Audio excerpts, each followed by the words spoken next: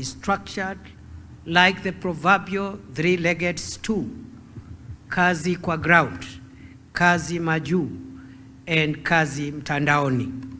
This approach ensures that we create jobs locally, even as we actively engage in creating jobs online and creating an overseas workforce through the labor mobility program. I would like to explain that the labor mobility program is one of the 3 strategic approaches to job creation that the government of Kenya is undertaking. The first strategic approach is to create jobs in Kenya, within Kenya, by expanding the economy and by also partnering with the private sector to absorb as many young people as we can in the public sector and in the private sector. We have a number of labor-intensive programs that are ongoing that are creating jobs for many young people as we speak within the country. This includes the ongoing affordable housing program opportunities that are ongoing in all the 47 counties of Kenya, the construction of county aggregation and industrial parks in all the 47 counties of Kenya, the construction of economic stimulus market projects across the country. I think we are building about 400 markets, and also other works that are ongoing in various government programs.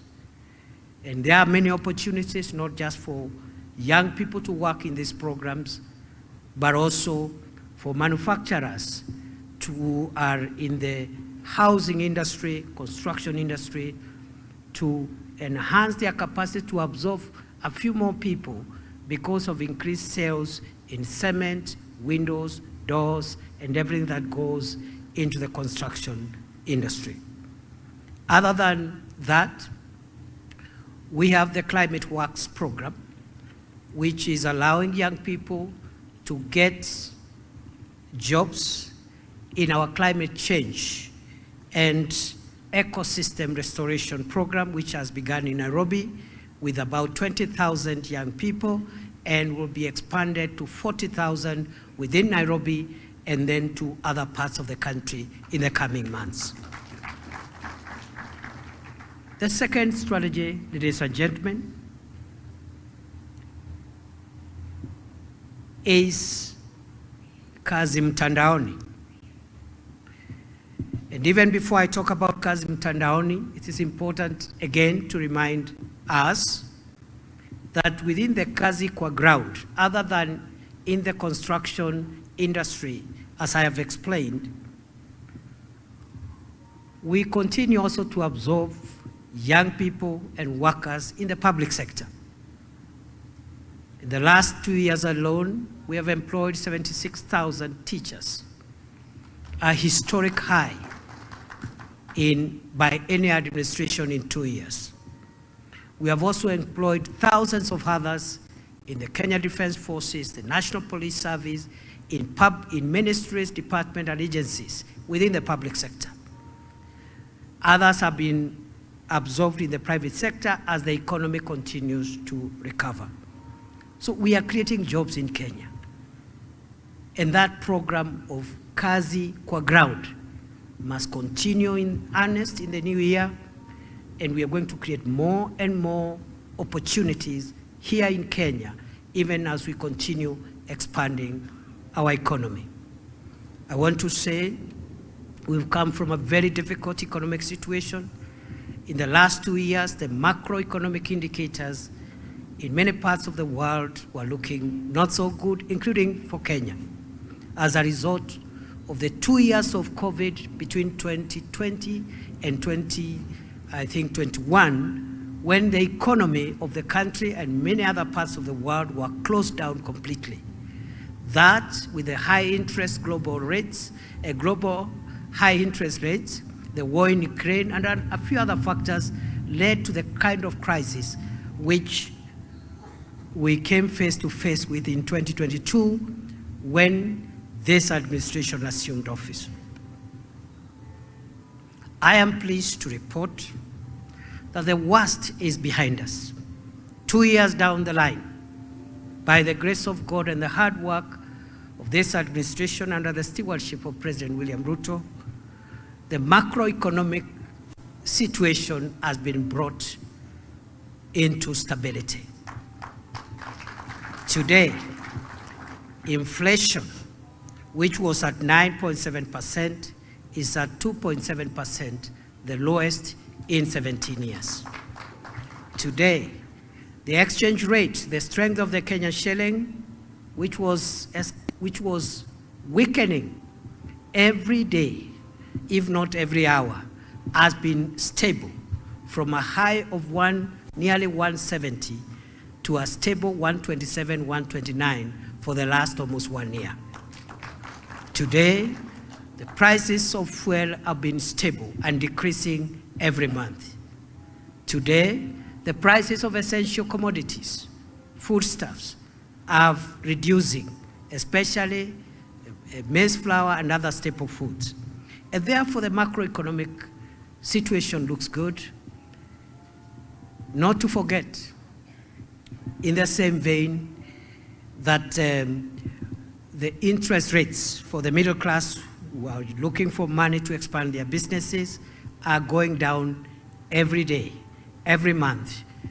From a high 15.5% a year ago, today we are talking about 11.25%, which is a record decrease in so many years. So the macroeconomic situation is under control.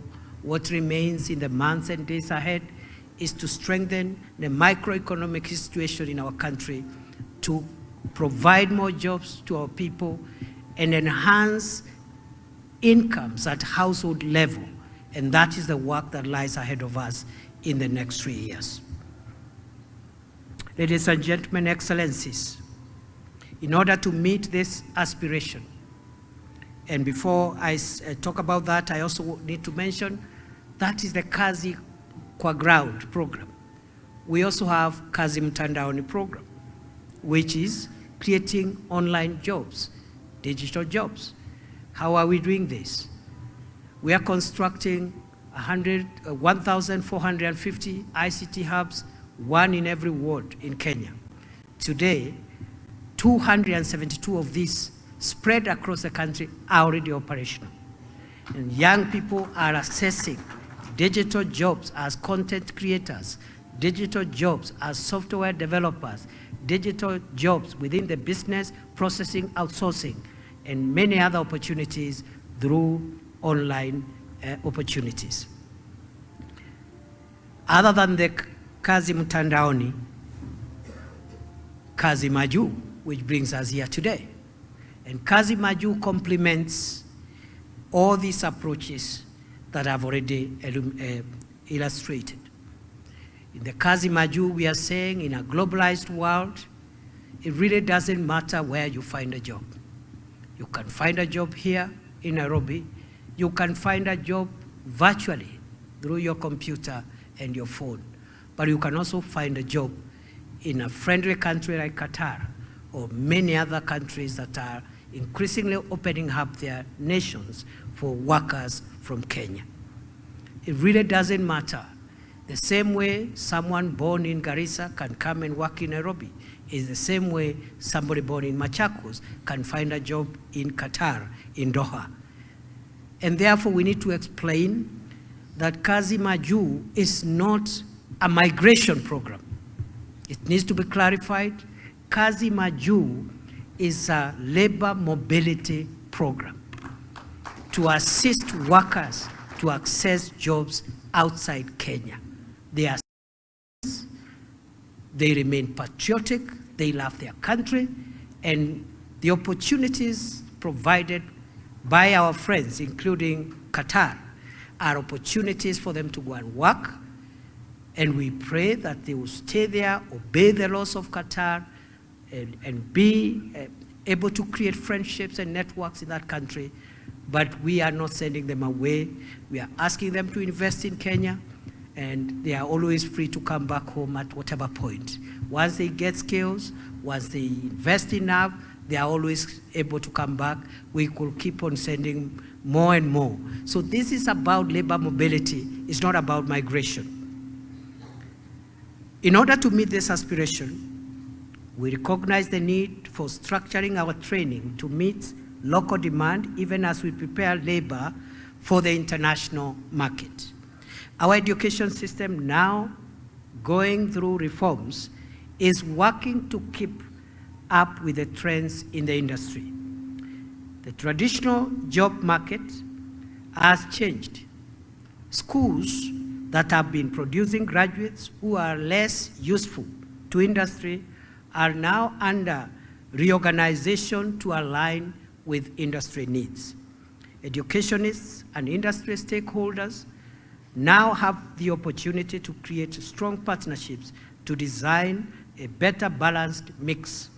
It will now be possible to keep abreast with the latest technologies and trends so that we can increase the chances of youths finding opportunities. We are also laying emphasis on recognition of prior learning under the Recognition of Prior Learning Program. Under this program, skilled Kenyans who have no certificates are being recognized and issued with certificates by government-accredited institutions to arm them in their search for jobs. There are people who have prior learning as masons, carpenters, as plumbers, and we are working now with our TVET institutions and other training institutions to recognize some of these skills and accredit them based on global and internationally accepted standards in the industry. The government is focusing on vocational and technical education as a core strategic agenda. Through this approach, we are ensuring that our youth are not just employable, but thrive in an increasingly competitive global market. The success stories achieved so far in this space are living proof of what is possible when talent meets opportunity. So far, over 6,000 skilled workers have been certified under the Recognition of Prior Learning Program. 6,170 coxswains have been trained. 272 ICT hubs across Kenya have been set up to establish a platform for digital jobs, such as content creators and software development. Through industrial-based attachments, we have secured the training of farm hands and farm managers and built a strong constituency of certified masons, plumbers, and carpenters through the affordable housing program and other construction works. This initiative is a promise to every Kenyan worker that your government will stand by you, from equipping you with the right skills to protecting your rights wherever you go to provide labor in service to self and country. The future is bright. To the youth, the future is yours to shape. Take full advantage of the opportunities provided through the various initiatives I have illustrated, vocational training programs, and government-backed platforms. Your energy and innovation are Kenya's greatest assets. To the private sector, we urge you to intensify your engagement in job creation, especially in emerging sectors like technology, agribusiness, and the creative economy. Together, let us build ecosystems that nurture dreams and deliver results. The government of Kenya remains steadfast in its mission to foster an inclusive economy where every citizen has the opportunity to contribute and succeed. I thank you all for your active participation, innovative ideas, and unwavering commitment to this shared journey. As we leave this fair, let us carry forward the vision of a Kenya where every young person has a chance to thrive, where businesses flourish, and where our creative industries shine brightly on the global stage. Together, let us continue building a Kenya that works for all. Mabibi na mabwana, nimefurahi kufika hapa siku ya leo. Siku ya leo tunasherekea vijana wetu ambao wataanza kusafiri kutoka nchini kwenda mji wa Doha kule Qatar.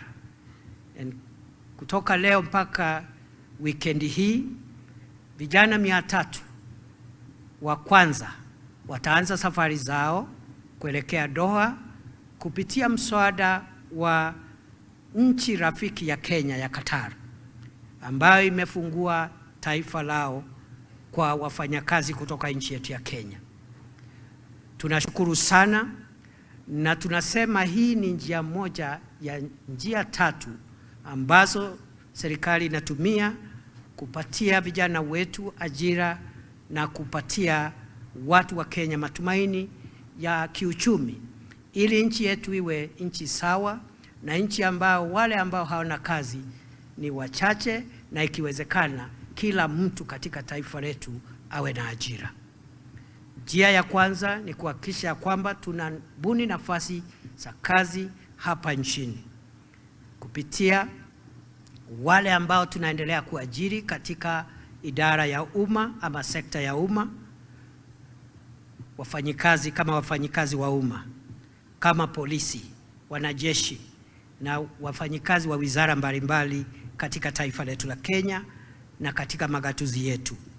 Lakini vile vile kuna wale wanapata kazi katika sekta ya kibinafsi, na tunapongeza sekta ya kibinafsi na tunaahidi sekta ya kibinafsi ya kwamba tutaendelea kupanua uchumi wetu ili mpate biashara zenu zikue, muweze kuajiri Wakenya zaidi katika biashara zenu. Kwa hivyo tunaendelea kubuni nafasi hapa nchini, lakini vile vile tunaendelea kubuni nafasi katika mitandao, nafasi za kazi. Vijana wengi siku ya leo, sio Kenya pekee, kote duniani wanafanya kazi za kimitandao, na ndiposa tunajenga vituo 1450 katika Jamhuri ya Kenya. Kati ya hiyo idadi, vituo 272 viko tayari na vinatumika, na vijana wengi wameanza kupata kazi za kimitandao. Sehemu ya 3 na ya mwisho katika pembe 3 za serikali hii za kubuni nafasi za kazi ni kupeleka Wakenya wale wanataka na wanapata nafasi katika nchi ambazo ni rafiki na nchi ya Kenya, waende pale wafanye kazi, wapate hela. Hiyo hela wasaidie jamii zao, wawekeze katika nchi yetu, na wakipata hela ya kutosha ama wakipata ujuzi wa kutosha, wako na uhuru kurudi nyumbani. Kwa hivyo sisi hawa vijana wetu hatuwafukuzi Kenya, ni kazi tu wameenda. Kama vile mtu anaweza kuwa ametoka Garissa apate kazi Nairobi, lakini yeye kwao nyumbani ni Garissa. Kama vile tunasema siku ya leo, vijana ambao wamepata kazi, bado nyinyi ni wa Kenya, lakini tumewapatia kazi pale na ni masaa 4-5 tu kama unataka kurudi Kenya. This is your country, you are always welcome. We want also, tunataka pia kusema ya kwamba tuna mpango wa kutambua vipawa vya wale ambao ni wafanyakazi hawakufanikiwa kwenda shule, lakini wako na ujuzi. Wengi wao wako katika sekta ya jua kali, wanajua umekaniki, wanajua kazi ya mambo ya shamba, wanajua udreva, wanajua mambo mengi, wana ujuzi lakini hawana cheti. Tuko na mpango wa kuwapatia hao vyeti ili pia wapate nafasi ya kazi. Kwa hivyo siku ya leo mimi nafurahi sana. Naomba Wakenya waunge mkono vijana wetu ambao wanaenda ng'ambo. Tuwaombee na pia tuombee nchi zetu marafiki ambao wanatupatia nafasi kama hizi. Nchi ya Qatar imesema kwa mfano iko na nafasi ya zaidi ya 8,000 za watu wetu ya Kenya, nchi moja tu, na zinaweza hata kuongezeka. Jameni, tusipinge mradi ya Wakenya ambao hawana kazi na wamepata kazi na wanataka kwenda kufanya hiyo kazi, na hatuwafukuzi Kenya. Wewe kama uko na kazi, shukuru Mungu. Kuna mwingine hana kazi, na sehemu hii tunatumia serikali ni kutafutia vijana wetu kazi mahali popote pale. Ile kazi tunapata hapa tunapatia vijana wetu, ile kazi tunapata kule nje tunapatia vijana wetu, kazi ambayo tunapata kwa mitandao tunapatia vijana wetu. Kwa hivyo mimi sitaki kuwachosha sana, nimeshukuru sana kuwa hapa na watakia kila laheri. Your Excellency the Ambassador, I was praising your country for supporting Kenya. We don't take it for granted, and this is what friendly relations is all about. It's about action, not talk. It's about practical results. We really appreciate you. Kenyans are very good workers. They are hardworking, law-abiding, well-skilled. They will serve your country well. They will stay well. They will abide by the laws of your country. They will make friendships and networks, and they are always welcome back whenever they want to come home. We have enough people. If you want us to give you people every day, we have enough people, 5.5 million skilled workers who do not have an opportunity today. Kwa hivyo nawashukuru sana na watakia baraka ya Mwenyezi Mungu kwa niaba ya Rais wa Jamhuri ya Kenya Mheshimiwa William Ruto ambaye amenituma hapa. Kwa niaba ya sisi zote tunashukuru, na sasa it is now my pleasure to officially flag off the first cohort of 300 young people who are going to work in Qatar.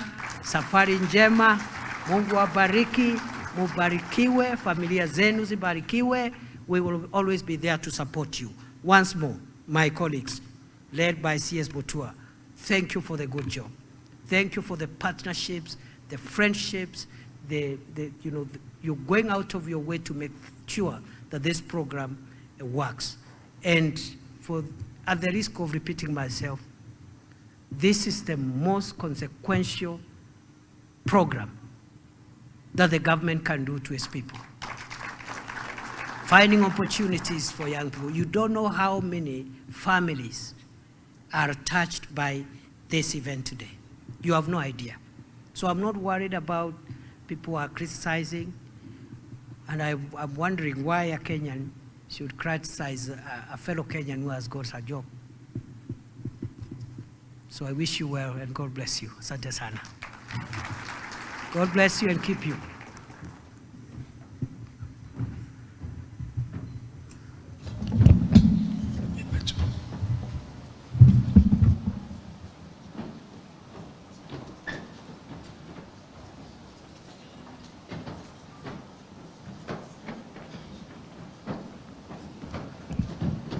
And now the CS and His Excellency are launching the strategic plan